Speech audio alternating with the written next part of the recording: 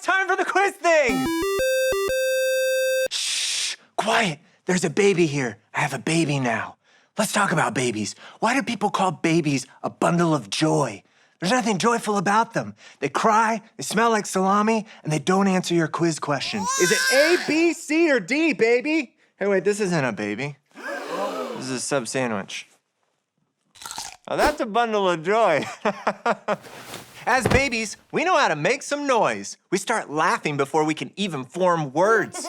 And it's one of our earliest expressions of how we experience the world. Baby laughter is the best. Don't get me wrong. It is so great that I made it my ringtone. I love baby laughter. You know who else loves baby laughter? Who? The director of London's Polka Theatre, Sarah Argent. She loved baby laughter so much that she made a play designed specifically for toddlers. What was the name of that play?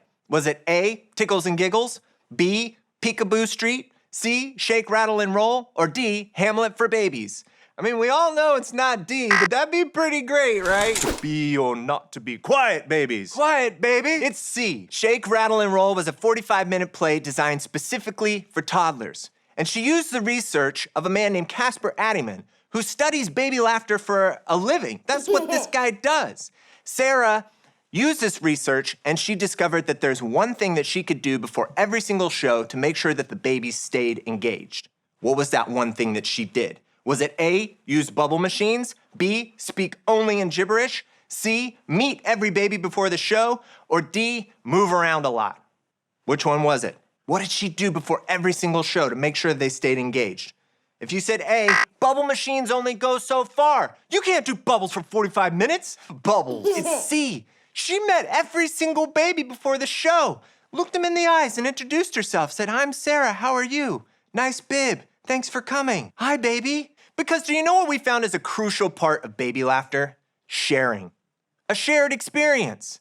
They want to know that someone else is sharing the laugh with them. In fact, kids laugh 8 times more when there's somebody laughing with them than they do when they're alone. It's something that we know even from a young age, that it's not just the joke, it's the joining in. There's one other thing that I found in my research. Neuroscientists discovered that our brains recognize screams of joy faster than screams of fear. In other words, if we hear a sound of discomfort, it can be hard for us to place what it is, but we instantly recognize a sound of joy.